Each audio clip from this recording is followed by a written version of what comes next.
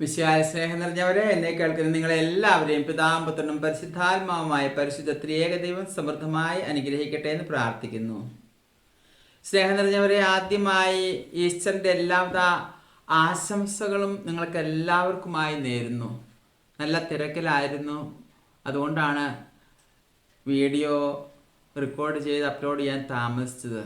ഈസ്റ്ററിൻ്റെതായ ദിനങ്ങളിലാണല്ലോ പുരോഹിതർ ഏറ്റവും കൂടുതൽ തിരക്കിൽ ആയിരിക്കുന്ന സമയം.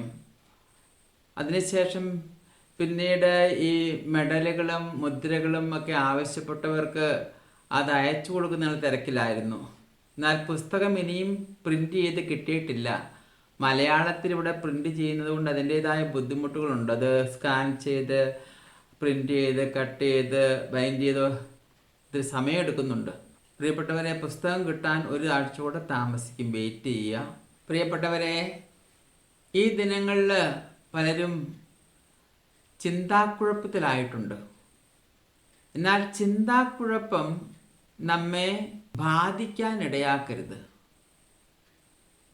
കൺഫ്യൂഷൻ, ചിന്താക്കുഴപ്പം ഇതൊക്കെ വിശ്വാസത്തെ ദുർബലമാക്കുന്നതാണ്. നമുക്ക് 2025 വർഷങ്ങൾക്ക് പിന്നിലേക്കൊന്ന് പോകാം. അവിടെ 2 വിഭാഗക്കാരെ നാം കാണുന്നുണ്ട്. വിശ്വാസികളായിരുന്നവരിൽ തന്നെ ചിന്താക്കുഴപ്പത്തിലേക്ക് പോയപ്പോൾ അവർക്കുണ്ടായ ദുരനുഭവം. അതേസമയം പ്രശ്നങ്ങളെ അഭിമുഖീകരിച്ചുകൊണ്ട് ഉറച്ച വിശ്വാസത്തിൽ നിന്നവരുടെ നേട്ടം, അതിനെക്കുറിച്ച് നമുക്ക് ചിന്തിക്കാം. കാരണം നാം ഈ കൺഫ്യൂഷനെ അതിജീവിക്കേണ്ടവരാണ്, അതിൽ പെട്ടുപോകേണ്ടവരല്ല.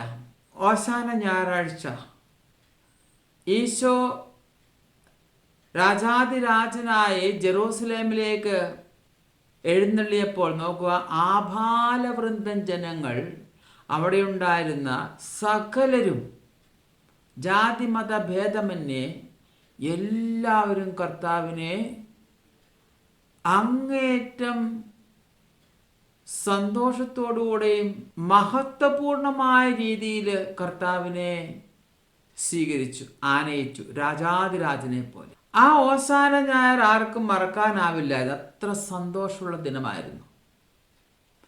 ജനം എന്തുകൊണ്ടാണ് ഇത്രമാത്രം സന്തോഷത്തോടുകൂടെ കർത്താവിനെ സ്വീകരിച്ചത്?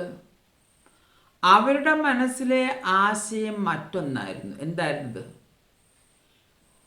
ഇന്നുവരെ ലോകത്തിൽ കേട്ടിട്ടില്ലാത്ത തരത്തിൽ അത്ഭുതങ്ങളും അടയാളങ്ങളും പ്രവർത്തിച്ച വരാൻ പോകുന്ന രക്ഷകനായ യേശുക്രിസ്തു, ആ യേശുക്രിസ്തു തൻ്റെ അതിശക്തമായ പ്രഭാവത്താലും ശക്തിയാലും റോമാ സാമ്രാജ്യത്തെ തകർത്തുകൊണ്ട് രാജാവായി തങ്ങളുടെ മേൽ ആധിപത്യം സ്ഥാപിക്കും, ഞങ്ങളുടെ മേൽ രാജാവായി വാഴും, ഉറച്ചു വിശ്വസിച്ചുകൊണ്ടാണ് അവർ കർത്താവിനെ ഇത്തരത്തിൽ വലിയ മഹത്വത്തോടുകൂടെ സ്വീകരിച്ചാനയിച്ചത്. ഓശാന ഞായറാഴ്ചയ്ക്ക് ശേഷം ഈശോ പതുക്കെ ഉൾപ്രദേശത്തേക്ക്, പ്രത്യേകിച്ച് എഫ്രായിം നാട്ടിലേക്ക് ഉൾവലിഞ്ഞു. സൻഹദ്രീൻ കർത്താവിനെതിരെ അറസ്റ്റ് വാറണ്ട് പുറപ്പെടുവിച്ചിരുന്നു. കർത്താവിൻ്റെ കുരിശുമരണം എപ്പോൾ നടക്കണം എന്നുള്ളത് വ്യക്തമായി നിശ്ചയിച്ചിട്ടുണ്ടായിരുന്നു. അതിനു മുമ്പ് അറസ്റ്റ് അതുപോലുള്ള കാര്യങ്ങൾ ഒഴിവാക്കുന്നതിന് വേണ്ടിയിട്ടാണ് കർത്താവ് ഉൾവലിഞ്ഞത്. എന്നാൽ ഈ സമയത്ത് സാത്താൻ അവൻ്റെ പ്രചാരണം ആരംഭിച്ചു. സാത്താൻ എല്ലായിടത്തും പ്രചാരണം ആരംഭിച്ചു, അവൻ്റെ ആൾക്കാർ വഴിയായി. എന്തായിരുന്നു പ്രചാരണം? നസ്രായന് നേരത്തെ ഉണ്ടായിരുന്ന അത്ഭുത ശക്തി നഷ്ടപ്പെട്ടു. ആ വലിയ ശക്തി നഷ്ടപ്പെട്ടു. നസ്രായൻ യഥാർത്ഥ യേശുക്രിസ്തുവല്ല. അങ്ങനെ എന്തെല്ലാം കർത്താവിനെതിരെ പറയാവോ അപ്രകാരം കർത്താവിനെതിരെ എല്ലാ തരത്തിലുള്ള തെറ്റായിട്ടുള്ള പ്രചാരണങ്ങളും എല്ലായിടത്തും ആരംഭിച്ചു. അപ്പോൾ ജനങ്ങൾ കർത്താവിനെ പറ്റിയൊന്നും കേൾക്കാതായി. പഴയതുപോലെ കർത്താവ് പ്രത്യക്ഷപ്പെടുന്നില്ല സമൂഹത്തിലേക്ക്. അത്ഭുതങ്ങളും അടയാളങ്ങളും പ്രവർത്തിച്ചായി കാണുന്നില്ല. ഇതവർക്ക് ജനത്തിന് പലർക്കും ഒരു ഡൗട്ട് ഉളവാക്കി, ഒരു ചിന്താക്കുഴപ്പം ഉളവാക്കി. അങ്ങനെ ഈ തെറ്റായ പ്രചരണത്തിൻ്റെ ഒടുവിൽ പെട്ടെന്നാണ് പ്രിയപ്പെട്ടവരെ സമൂഹത്തിൽ ഒരു വലിയ വാർത്ത പരന്നത്. കർത്താവായ യേശുക്രിസ്തു പിടിക്കപ്പെട്ടു, അറസ്റ്റ് ചെയ്യപ്പെട്ടു. ശിഷ്യന്മാരെല്ലാവരും കർത്താവിനെ വിട്ട് ഓടിമറഞ്ഞു. ഈ സംഭവം ജെറൂസലേമിലുണ്ടായിരുന്ന അനേകരിൽ വീണ്ടും ഒരു ഭീതി പടർത്തുന്നതിനിടയായി. അതെങ്ങനെ സംഭവിക്കും? ദൈവത്തെ ആർക്ക് അറസ്റ്റ് ചെയ്യാൻ സാധിക്കും? അതെങ്ങനെയാണ് സംഭവിക്കുക? ഈ സമയം പിശാച് കൂടുതൽ ശക്തിയോടുകൂടെ ആഞ്ഞടിക്കുവാൻ തുടങ്ങി. അവൻ ദൈവത്തന്നായിരുന്നില്ല. ദൈവത്തന്നായിരുന്നുവെങ്കിൽ പിടിക്കപ്പെടില്ലായിരുന്നു, അറസ്റ്റ് ചെയ്യപ്പെടുകയില്ലായിരുന്നു. കർത്താവിൻ്റെ വിരോധികളായിരുന്ന ഫരീസയരും പുരോഹിതന്മാരും പറഞ്ഞുകൊണ്ടിരുന്ന കാര്യങ്ങൾ കൂടുതൽ ശക്തിയോടെ ജനങ്ങളുടെ ഇടയിൽ പിശാച് പ്രചരിപ്പിച്ചു. അവൻ ദൈവത്തന്നായിരുന്നില്ല. ദൈവത്തന്നായിരുന്നുവെങ്കിൽ തൻ്റെ ശക്തി ഉപയോഗിച്ച് ഇവരെല്ലാം ഇല്ലാതാക്കുമായിരുന്നു. നോക്കുക, അവന് ഫലമില്ല, അവന് ശക്തിയില്ലാതെ സാധാരണ ഒരു മനുഷ്യൻ മാത്രമാണ്, ദൈവമല്ല എന്ന് വരുത്തി തീർക്കുന്ന രീതിയിൽ വലിയ വലിയ പ്രചാരണം ആരംഭിച്ചു. പ്രിയപ്പെട്ടവരെ, ഇവിടെ ദുർബലരായിരുന്ന വിശ്വാസികളെല്ലാം വീണുപോയി. അവർ കേട്ടു, പിലാത്തോസിന്റെ മുമ്പിൽ കർത്താവിനെ ഹാജരാക്കാൻ പോകുന്നു. ജനക്കൂട്ടം അങ്ങോട്ടോടി.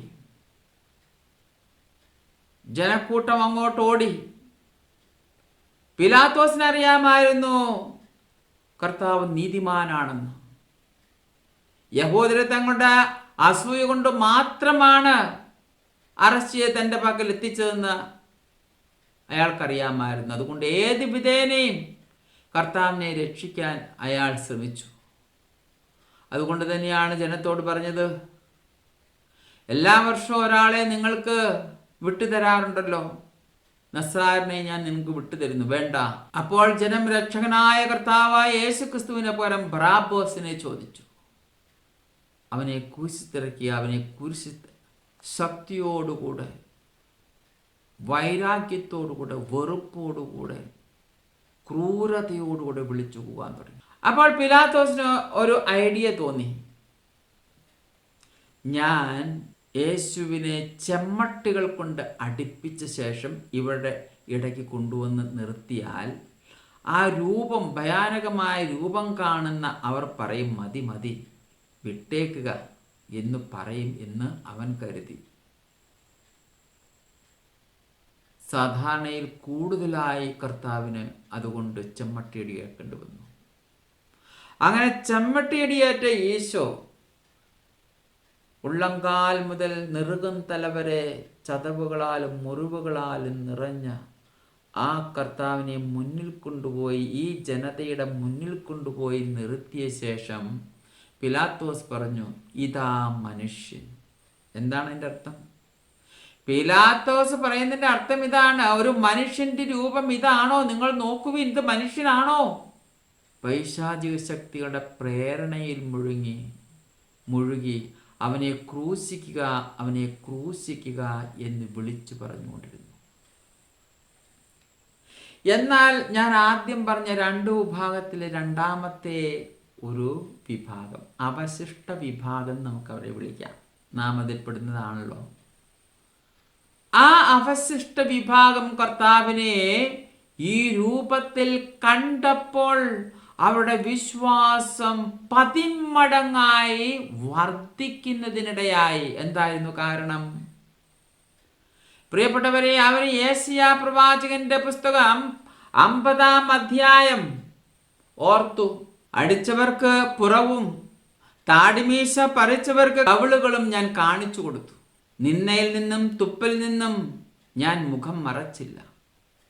ഓ ദൈവമേ, നൂറ്റാണ്ടുകൾക്ക് മുമ്പ് പ്രവാചകന്മാർ ഇതാ കർത്താവിൻ്റെ ദാസൻ എന്ന് പറഞ്ഞുകൊണ്ട് എഴുതപ്പെട്ട ആ വചനം എത്രയോ കൃത്യമായിരിക്കുന്നുവെന്ന് ഈ ജനതകളിൽ തന്നെ അവിടെയായിട്ട് നിൽക്കുന്ന ആ യഥാർത്ഥ അവശിഷ്ട വിഭാഗത്തിലെ ജനം ഇപ്രകാരം ചിന്തിക്കാൻ തുടങ്ങി. വീണ്ടും അവർ ഓർത്തു, യെശയ്യാ പ്രവാചകന്റെ 53-ാം അധ്യായത്തിൽ ഈ കർത്താവിൻ്റെ ദാസനെ പറ്റി പറഞ്ഞിരിക്കുന്ന കാര്യം അവർ ഓർത്തു. അവൻ നിന്ദിക്കപ്പെട്ടു, നമ്മുടെ വേദനകളാണ് അവൻ സഹിച്ചത്, നമ്മുടെ ദുഃഖങ്ങളാണ് അവൻ ചുമന്നത്.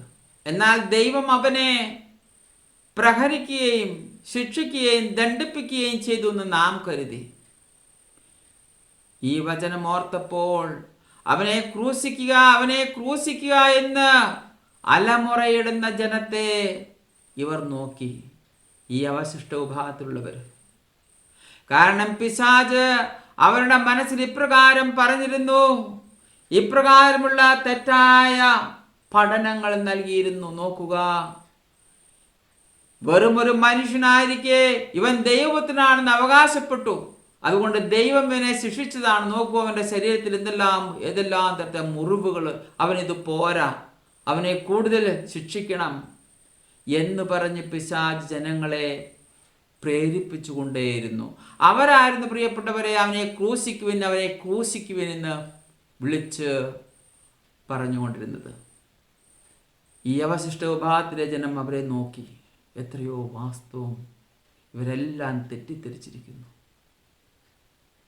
എന്നാൽ യാഥാർത്ഥ്യം എന്തെന്ന് പ്രവാചകൻ പറയുന്നു. വീണ്ടും അവർ ഓർത്തു, നമ്മുടെ അകൃത്യങ്ങൾക്ക് വേണ്ടി അവൻ മുറിവുകൾ ഏൽപ്പിക്കപ്പെട്ടു, നമ്മുടെ അകൃത്യങ്ങൾക്ക് വേണ്ടി അവൻ ക്ഷതമേൽപ്പിക്കപ്പെട്ടു. ഓ, എത്രയോ വാസ്തവം. അവർ പ്രകാരം ചിന്തിച്ചു. അവൻ്റെ മേലുള്ള ശിക്ഷ നമുക്ക് രക്ഷ നൽകി. അവരോർത്തു, വചനം എത്രയോ വാസ്തവം. അവൻ്റെ ക്ഷതങ്ങളാൽ നാം സൗഖ്യം പ്രാപിച്ചു. സാധാരണഗതിയിൽ പ്രിയപ്പെട്ടവരെ, വധശിക്ഷ നൽകുന്ന ഒരു വ്യക്തിയെ മറ്റ് യാതൊരു തരത്തിലുള്ള ദേഹോപദ്രവവും പാടില്ല എന്നുള്ളതുണ്ട്, നിയമമുണ്ട്. വധശിക്ഷയ്ക്ക് വിധിക്കപ്പെട്ട ഒരു വ്യക്തിക്ക് മറ്റു തരത്തിലുള്ള ശിക്ഷകൾ പാടില്ല എന്ന് നിയമത്തിലുണ്ട്. എന്നാൽ ഇതാദ്യമായിട്ട് നിയമത്തിന് എതിരായ രീതിയിൽ ഒരു ഭരണാധികാരി വിധിച്ചിരിക്കുന്നു. എന്തുകൊണ്ടാണ് പ്രിയപ്പെട്ടവരെ? മനുഷ്യന്റെ പാപങ്ങൾക്ക് പരിഹാരം ചെയ്യുന്നതിനായി ഒരു ബലിമൃഗത്തെ ആവശ്യമുണ്ട്. അതെ, ഒരു കുഞ്ഞാട്, ഏറ്റവും നിർമ്മലനായ, ഒരിക്കലും പാപം ചെയ്തിട്ടില്ലാത്തൊരു കുഞ്ഞാട്. ലോകത്തിൻ്റെ ഉത്ഭവം മുതൽ ഇന്ന് വരെയും ലോകത്തിൻ്റെ അവസാനം വരെയും ഏറ്റവും കൂടുതൽ ആത്മാക്കൾ നരകത്തിൽ പതിച്ചുകൊണ്ടിരിക്കുന്നതുമായ പാപം പരിശുദ്ധിക്കെതിരെയുള്ള പാപം, വിശുദ്ധിക്കെതിരായിട്ടുള്ള ജഡിക പാപത്തിന് പരിഹാരമായിട്ടാണ് പ്രിയപ്പെട്ടവരെ കർത്താവ് ഇത്ര ഭയങ്കരമായ പീഡനങ്ങൾ ശരീരത്തിൽ ഏൽക്കുന്നതിന് കാരണമായത്. തൻ്റെ അസ്ഥികൾ നേരിട്ട് കാണത്തക്ക രീതിയിൽ അങ്ങേറ്റം മൂർച്ചയേറിയ പലതരത്തിലുള്ള ആയുധങ്ങൾ, പലതരത്തിലുള്ള മുറിവേൽപ്പിക്കുന്ന ഉപകരണങ്ങളോട് കൂടെയുള്ള ആ സ്കർജിങ്, ശരീരത്തിൻ്റെ മാംസം പറിച്ച് എടുക്കുന്ന തരത്തിലുള്ള പീഡനമുറകളായിരുന്നു കർത്താവ് ഏറ്റുകൊണ്ടിരുന്നത്. അതുകൊണ്ട് തന്നെ ശരീരത്തിൻ്റെ പല ഭാഗത്തും ശരീരത്തിലെ മാംസം പറിച്ചെടുത്തിരുന്നു, അസ്ഥികൾ കാണാവുന്ന രീതിയിൽ. മനുഷ്യൻ മാംസം കൊണ്ട് ചെയ്യുന്ന പാപത്തിന് പരിഹാരമായി അവിടുന്ന് തൻ്റെ മാംസത്തിൽ വേദന അതിഭയാനകമായി സഹിച്ചു. പ്രിയപ്പെട്ടവരെ, ഈ ജനം നല്ലൊരു ജനത, ഭൂരിഭാഗം ജനതയും അവനെ ക്രൂശിക്കുക എന്ന് പറഞ്ഞ ആ ജനതയൊന്ന് ഓർക്കണം. കർത്താവിൻ്റെ അനുഗ്രഹങ്ങൾ പലതരത്തിൽ അവര് സ്വീകരിച്ചവരാണ്. 2 പ്രാവശ്യം അപ്പം വർദ്ധിപ്പിച്ചപ്പോഴും ഇവരിൽ അനേകരുണ്ടായിരുന്നു അതിൽ ആ അപ്പം ഭക്ഷിക്കുന്നതിന് വേണ്ടി. കർത്താവ് തന്റെ പക്കലെത്തിയ ആരെയും നിരാശരാക്കി വിട്ടില്ല. ഈ കൂടെ അവനെ ക്രൂശിക്കുവിൻ എന്ന് പറഞ്ഞിരിക്കുന്നവരിൽ എത്ര പേര് കർത്താവിൻ്റെ അനുഗ്രഹം പ്രാപിച്ചവരാണ്.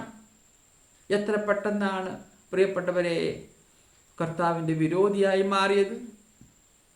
ചിന്താക്കുഴപ്പത്തിൽപ്പെട്ട് വിശ്വാസം കുറഞ്ഞു പോയി. വീണ്ടും ഇതേ സമൂഹത്തിലുള്ള അവശിഷ്ട വിഭാഗം അങ്ങേറ്റം ഭയഭക്തി ബഹുമാനത്തോടും അതോടൊപ്പം തങ്ങളുടെ പാപങ്ങളെക്കുറിച്ച് കണ്ണുനീരൊഴുക്കിക്കൊണ്ടും കർത്താവിൻ്റെ പീഡനങ്ങൾ കണ്ടുകൊണ്ട് അങ്ങേറ്റം വേദന സഹിച്ചുകൊണ്ട് പ്രവാചകന്മാർ പറഞ്ഞു ഓരോ കാര്യവും ഓർക്കുന്നതിനിടയായി. എത്ര വലിയ അനുഗ്രഹമാണത് അവർക്ക് നൽകിയത്. ആടുകളെ പോലെ നാം വഴി തെറ്റിപ്പോയി. നാം ഓരോരുത്തരും സ്വന്തം വഴിക്ക് പോയി. ശരിയല്ലേ? അവരോർത്തു, എത്ര പെട്ടെന്നാണ് മനുഷ്യന്റെ മനസ്സ് മാറുന്നത്. 4 ദിവസം മുമ്പ് ഇത്രമാത്രം മഹത്വപൂർണമായ രീതിയിൽ കർത്താവിനെ സ്വീകരിച്ച് ഓശാന ഗീതികൾ പാടി കർത്താവിനെ സ്വീകരിച്ച ജനം, കർത്താവിനെ സ്തുതിച്ച് ആരാധിച്ച ജനം എത്ര പെട്ടെന്നാണ് വഴിതെറ്റിപ്പോയെന്ന് അവർ ഓർത്തു. എന്നാൽ സത്യം എന്താണെന്ന് പ്രവാചകന്മാർ പറഞ്ഞത്, ഈ സമൂഹത്തിൽ അവിടെ നിൽക്കുന്ന അവശിഷ്ട വിഭാഗം ചിന്തിച്ചു, നമ്മുടെ അകൃത്യങ്ങൾ കർത്താവ് അവന്റെ മേൽ ചുമത്തി. അവൻ മർദ്ദിക്കപ്പെടുകയും പീഡിപ്പിക്കപ്പെടുകയും ചെയ്തു. എങ്കിലും അവൻ ഉരിയാടിയില്ല. കൊല്ലാൻ കൊണ്ടുപോകുന്ന കുഞ്ഞാടിനെ പോലെയും രോമം കത്തിരിക്കാൻ കൊണ്ടുപോകുന്ന ചെമ്മരിയാടിനെ പോലെയും അവൻ മൗനം പാലിച്ചു. സാധാരണഗതിയിൽ പ്രിയപ്പെട്ടവരെ, അന്യായമായി പീഡിപ്പിക്കപ്പെടുമ്പോൾ അവർ വിളിച്ചു പോകില്ലേ, ഞാൻ നിരപരാധിയാണ്, നിങ്ങൾ എന്തിനാണ് എന്നെ ക്രൂശിക്കുന്നത്, ഞാൻ തെറ്റ് ചെയ്തിട്ടില്ല. എന്നാൽ നമ്മുടെ കർത്താവ് സ്വന്തം ഇഷ്ടപ്രകാരം ഈ പീഡനങ്ങളും കുരിശുമരണവും ജനത്തിൻ്റെ രക്ഷയ്ക്കായി സ്വീകരിച്ചതിനാൽ അവിടുന്ന് സന്തോഷത്തോടെ സ്വീകരിച്ചു. അവിടുന്ന് ഒരക്ഷരം മിണ്ടിയില്ല. കാരണം 100% സന്തോഷത്തോടെയായിരുന്നു അവിടുന്ന് സ്വീകരിച്ചത്. മർദ്ദനത്തിനും ശിക്ഷാവിധിക്കും അധീനമായവൻ എടുക്കപ്പെട്ടു. എൻ്റെ ജനത്തിൻ്റെ പാപം നിമിത്തമാണ് അവൻ പീഡനമേറ്റ് ജീവിക്കുന്നവരുടെ ഇടയിൽ നിന്ന് വിച്ഛേദിക്കപ്പെട്ടതെന്ന് അവൻ്റെ തലമുറയിൽ ആരു കരുതി? അവനൊരു അതിക്രമവും ചെയ്തിട്ടില്ല, അവൻ്റെ വായിൽ നിന്നൊരു വഞ്ചനയും പുറപ്പെട്ടിട്ടില്ല. പ്രിയപ്പെട്ടവരെ, ഇതെല്ലാം ഓർത്ത് ആ അവശിഷ്ട വിഭാഗം വീണ്ടും വിശ്വാസത്തിൽ ശക്തി പ്രാപിച്ചു. കാരണം നേരാം വണ്ണം അവർ ധ്യാനിച്ചു. അവർ സത്യം മനസ്സിലാക്കി. തൻ്റെ നെഞ്ചത്തിടിച്ചുകൊണ്ട് വേദനിച്ചുകൊണ്ട് ആ ഭക്തസ്ത്രീകളെ പോലെ, അതെ, അവരൊക്കെ ഇതിൽ ഭാഗമായിരുന്നു, അവശിഷ്ട സഭയിലെ അംഗങ്ങളായിരുന്നു. മാതാവിനോടൊപ്പം അവരും ഗാഗുൽത്താമലയിലേക്ക് യാത്രയായി ഈശോയുടെ പുറകെ. ഒരു വലിയ ജനസമൂഹം കർത്താവിനെതിരെ കല്ലെറിയുകയും വായിൽ തോന്നുന്ന എല്ലാ അസഭ്യമായ വാക്കുകൾ ഉച്ചരിച്ചുകൊണ്ട് ഒരു വ്യക്തിയെ ഏതെല്ലാം തരത്തിൽ മാനസികമായും ശാരീരികമായും ആത്മീയമായും പീഡിപ്പിക്കാവോ അത്തരത്തിൽ പീഡിപ്പിച്ചുകൊണ്ട് കർത്താവിൻ്റെ പുറകെ തന്നെ ഉണ്ടായിരുന്നു. അവരെ കണ്ടപ്പോൾ ഈ അവശിഷ്ട വിഭാഗം നൂറ്റാണ്ടുകൾക്ക് മുൻപ് ദാവീദ് സങ്കീർത്തകൻ കണ്ട ആ ദർശനങ്ങളെ കുറിച്ച് ഓർത്തു. കാളക്കൂറ്റന്മാർ എന്നെ വളഞ്ഞിരിക്കുന്നു, ബാഷാൻ കാളക്കൂറ്റന്മാർ എന്നെ പൊതിഞ്ഞിരിക്കുന്നു. അതേ, സങ്കീർത്തനം 22-ാം അധ്യായത്തിൽ ഈ രക്ഷകനെ പറ്റി പറഞ്ഞിരിക്കുന്ന ആ ഭാഗങ്ങൾ കൃത്യമായി അവർ ഓർത്തു. ആർത്തിയോടെ അലറുന്ന സിംഹം പോലെ അവർ എൻ്റെ നേരെ വായ് പിളർന്നിരിക്കും. മനുഷ്യനെ സങ്കല്പിക്കാൻ സാധിക്കാത്ത പീഡനങ്ങള് അവർ കണ്ടപ്പോൾ ഇപ്രകാരം ഓർത്തു, ഒഴിച്ചു കളഞ്ഞ വെള്ളം പോലെയാണ് ഞാൻ, സന്ധിബന്ധങ്ങൾ ഉലഞ്ഞിരിക്കുന്നു. എൻ്റെ ഹൃദയം മെഴുകുപോലെയായി എൻ്റെ ഉള്ളിൽ അത് ഉരുകിക്കൊണ്ടേയിരിക്കുന്നു. ഇതെല്ലാം അവർ ഓർത്തു. മനുഷ്യൻ കരങ്ങൾ കൊണ്ട് ചെയ്ത പാപങ്ങൾക്ക് പരിഹാരമായി നന്മ പ്രവർത്തിക്കാൻ നൽകിയ കരങ്ങൾ കൊണ്ട് നന്മ പ്രവർത്തിക്കാതിരുന്നത് വഴിയായും കർത്താവ് തൻ്റെ കരങ്ങൾ ആണിയടിക്കുന്നതിനായി നീട്ടിക്കൊടുത്തു കുരിശിൽ. അതുപോലെ തന്നെ മനുഷ്യന് ദൈവം നൽകിയ പാദങ്ങൾ നന്മ ചെയ്ത് സഞ്ചരിക്കുന്നതിന് വേണ്ടി നൽകിയ പാദങ്ങൾ, ആ പാദങ്ങൾ ഉപയോഗിച്ച് തിന്മ ചെയ്തത് വഴിയായി, നന്മ പ്രവർത്തിക്കാതിരുന്നത് വഴിയായി കർത്താവ് തൻ്റെ കാലുകളിൽ ആണിതറയ്ക്കുന്നതിനായി നീട്ടിക്കൊടുത്തു. അത് ഈ അവശിഷ്ട ഭാഗം ഓർത്തു ഇപ്രകാരം.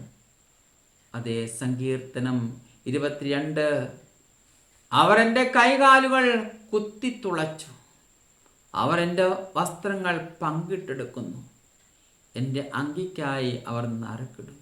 ആകാശവും ഭൂമിയും കടന്നു പോയാലും വചനത്തിന് വള്ളിപുള്ളി വ്യത്യാസമുണ്ടാകില്ല എന്നുള്ള വചനം അവർ ഓർത്തു. എത്രയോ വാസ്തവം വിശ്വാസം കൊണ്ട് നിറഞ്ഞു. കുരിശിൽ കിടന്ന് എൻ്റെ ദൈവമേ എന്തുകൊണ്ട് നീ എന്നെ ഉപേക്ഷിച്ചു എന്നുള്ള വചനം അവർ ഓർത്തു. കർത്താവിൻ്റെ ഈ ശബ്ദം കേട്ടപ്പോൾ, ഈ വിലാപം കേട്ടപ്പോൾ, അങ്ങനെ പ്രിയപ്പെട്ടവരെ, കർത്താവിൻ്റെ കുരിശുമരണം ഒരു വിഭാഗത്തിന് വലിയ അനുഗ്രഹമായും മറുവിഭാഗത്തിന് ദോഷമായും ഭവിച്ചു. കാരണം എന്താണ്?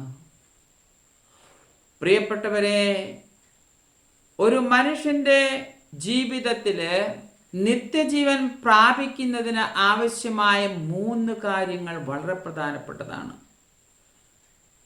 ഞാൻ ഇതിനു മുമ്പ് ഇതിനെപ്പറ്റി പറഞ്ഞിട്ടുണ്ട്. അതിലേറ്റവും പ്രധാനമാണ് പ്രിയപ്പെട്ടവരെ, വിശുദ്ധ ബൈബിളിലെ ഉൽപ്പത്തി മുതൽ വെളിപാട് വരെയുള്ള പുസ്തകങ്ങളിലെ ഓരോ വചനവും. ഈ വചനത്തിന് ഒരിക്കലും മാറ്റമുണ്ടാകില്ല. ഈ ബൈബിളിലെ തിരുവചന ഭാഗം, പ്രത്യേകിച്ച് പ്രവചന ഭാഗം, തീർച്ചയായും സംഭവിക്കുക തന്നെ ചെയ്യും. മിസ്റ്റിക്കുകളിലൂടെ കേൾക്കുന്ന വചനങ്ങളിൽ കേട്ടുന്ന സന്ദേശങ്ങൾ മാറ്റം വരാം, വ്യത്യാസം വരാം. പക്ഷേ ഞാൻ മുമ്പിൽ പറഞ്ഞതുപോലെ തന്നെ ആകാശവും ഭൂമിയും കടന്നു പോയാലും വചനത്തിന് വള്ളിപുള്ളി വ്യത്യാസം വരില്ല എന്നുള്ളത് 100% ഉറപ്പാണ്. രണ്ടാമതായി പ്രിയപ്പെട്ടവരെ, സഭാപിതാക്കന്മാരുടെ പഠനങ്ങളാണ്. ദൈവം വലിയ അധികാരം നൽകിയവർ, എല്ലാവർക്കും മാതൃകയായിരുന്നവർ, വിശുദ്ധരായിരുന്നവർ, അവരുടെ പഠനങ്ങളിൽ തെറ്റുപറ്റില്ല. അങ്ങനെയുള്ളവരെയാണ് സഭാപിതാക്കന്മാരായി ഉയർത്തിയിരിക്കുന്നത്. മൂന്നാമതായി സഭയുടെ പരിശുദ്ധമായ പാരമ്പര്യം. ഇതിലും ഒരിക്കലും തെറ്റുപറ്റില്ല. പരിശുദ്ധമായ പാരമ്പര്യം. പ്രിയപ്പെട്ടവരെ, ഈ 3 കാര്യങ്ങൾക്ക് വിരുദ്ധമായ ഏതു പഠനവും തിരസ്കരിക്കേണ്ടതാണ്. ബൈബിളിൽ പറഞ്ഞിരിക്കുന്ന കാര്യങ്ങൾ സംഭവിച്ചേ പറ്റൂ, സംഭവിച്ചേ തീരൂ. ഉദാഹരണം, വിശുദ്ധ മത്തായി ശ്ലീഹായുടെ സുവിശേഷത്തിൽ 24-ാം അധ്യായത്തിൽ പറഞ്ഞിരിക്കുന്ന കാര്യങ്ങൾ ഒന്നൊന്നായി സംഭവിച്ചു കൊണ്ടിരിക്കുകയാണ്. 10-ാം വാക്യം പറയുന്നു, 10-ാം വാക്യം പറയുന്നു, അനേകർ വിശ്വാസം ഉപേക്ഷിക്കുകയും പരസ്പരം ഒറ്റിക്കൊടുക്കുകയും ദ്വേഷിക്കുകയും ചെയ്യും. നിരവധി വ്യാജ പ്രവാചകന്മാർ പ്രത്യക്ഷപ്പെട്ട് അനേകരെ വഴിതെറ്റിക്കും. ഒന്നല്ല, ശ്രദ്ധിക്കുക, ഒന്നല്ല, നിരവധി വ്യാജ പ്രവാചകന്മാർ പ്രത്യക്ഷപ്പെടും. വീണ്ടും 24-ാം വചനം പറയുന്നു, കാരണം കള്ളക്രിസ്തുമാരും വ്യാജ പ്രവാചകന്മാരും പ്രത്യക്ഷപ്പെടുകയും സാധ്യമെങ്കിൽ തെരഞ്ഞെടുക്കപ്പെട്ടവരെ പോലും വഴിതെറ്റിക്കത്ത വിധം വലിയ അടയാളങ്ങളും അത്ഭുതങ്ങളും കാണിക്കുകയും ചെയ്യും. ചില വ്യാജ പ്രവാചകന്മാർ വഴിയൊരുക്കുന്നു. ചിലവർ അതതിൻ്റെ പൂർണ്ണതയിൽ പ്രവർത്തിക്കുന്നതിന് വേണ്ടി മറ്റു ചിലർ അവർക്ക് വഴിയൊരുക്കുന്നു. പ്രിയപ്പെട്ടവരെ, പിശാചിനൊരു മതമുണ്ട്. എന്താണെന്നറിയാമോ? അതാണ് നിരീശ്വരവാദത്തിൽ അടിയുറച്ച് വിശ്വസിക്കുന്ന കമ്മ്യൂണിസം. അവൻ്റെ മതമാണ് നിരീശ്വര വിശ്വാസമെന്ന കമ്മ്യൂണിസ്റ്റ് മതം. 100 വർഷം മുമ്പ് റഷ്യ നിറയെ പ്രിയപ്പെട്ടവരെ ക്രിസ്തീയ വിശ്വാസികളായി. ആ വിശ്വാസ സമൂഹത്തിൻ്റെ വിശ്വാസം ഇല്ലാതാക്കാൻ അവൻ തിരഞ്ഞെടുത്തവനാണ് ലെനിൻ. അവൻ്റെ സമയത്ത് വിശ്വാസ സമൂഹത്തെ ഇല്ലാതാക്കിയാൽ മാത്രമേ കമ്മ്യൂണിസത്തെ വ്യാപിപ്പിക്കാൻ സാധിക്കൂവെന്ന് അവൻ കണ്ടെത്തി. അതിനുള്ള എല്ലാ വഴികളും അവൻ ആരംഭിച്ചു. പതുക്കെ വിശ്വാസ സമൂഹത്തെ ഇല്ലാതാക്കുന്നതിന് പ്രിയപ്പെട്ടവരെ താഴ്ന്ന തലത്തിൽ നിന്ന് അവൻ പ്രവർത്തനം ആരംഭിച്ചു. വിദ്യാഭ്യാസത്തിൽ കൊണ്ടുവന്ന മാറ്റങ്ങൾ, കുഞ്ഞുങ്ങളിൽ ദൈവമില്ല എന്ന് വ്യക്തമാക്കുന്ന തരത്തിലുള്ള പഠനങ്ങൾ, പതുക്കെ മുന്നോട്ട് ഏത് തരത്തിൽ ക്രിസ്തീയതയെ ഇല്ലാതാക്കണമെന്ന് അവൻ അതിനാവശ്യമായ എല്ലാവിധ തയ്യാറെടുപ്പുകളും ആരംഭിച്ചു. വൈദികരെ സന്യസ്തരെയും ഇല്ലാതാക്കുക, ദേവാലയങ്ങൾ ഇല്ലാതാക്കുക, ബൈബിൾ കണ്ടെടുത്ത് നശിപ്പിക്കുക, അവസാനം ക്രിസ്തീയ വിശ്വാസികളെ ഉന്മൂലനം ചെയ്യുക. ഇതൊക്കെ അവൻ്റെ പദ്ധതിയിലുള്ളതായിരുന്നു. എന്നാൽ അവൻ്റെ പദ്ധതി പൂർത്തിയാകുന്നതിന് മുമ്പേ അവൻ മരിച്ചു. എന്നാൽ അവന് ശേഷം വന്ന ഒരുവനുണ്ടായിരുന്നു, സ്റ്റാലിൻ. അതതിൻ്റെ പൂർണ്ണതയിൽ പൂർത്തിയാക്കി. ചെവിയുള്ളവൻ കേൾക്കട്ടെ, മനസ്സിലാക്കാൻ സാധിക്കുന്നവർ മനസ്സിലാക്കട്ടെ. പ്രിയപ്പെട്ടവരെ, ഇവിടം തുടക്കം മാത്രമാണ്. ബഹുദൂരം യാത്ര ചെയ്യേണ്ടതുണ്ട്. അതുകൊണ്ട് കർത്താവിൻ്റെ വചനം ഓർക്കുക, എന്നിൽ ഇടറാത്തവൻ ഭാഗ്യവാൻ. ഈ 3 കാര്യങ്ങളിൽ പ്രിയപ്പെട്ടവരെ നിങ്ങൾ അടിയുറച്ച് നിൽക്കുക. കർത്താവിൻ്റെ തിരുവചനം, അതിലൊരിക്കലും മാറ്റമുണ്ടാകില്ല, ഒരിക്കലും. സഭാപിതാക്കന്മാരുടെ പഠനങ്ങൾ, കർത്താവിൻ്റെ സഭയുടെ പരിശുദ്ധമായ പാരമ്പര്യം. ഇതിനെതിരെ ആര് തന്നെയായാലും, ഒരു മാർപ്പാപ്പ തന്നെ പഠിപ്പിച്ചാലും നാം വിശ്വസിക്കരുത്. ഉറച്ച വിശ്വാസത്തോടെ മുന്നോട്ട് പോവുക. രാജ്യത്തിനെതിരായും ജനത്തിനെതിരായും ഉയർത്തെഴുന്നേറ്റുകൊണ്ടിരിക്കുന്നു എല്ലായിടത്തും.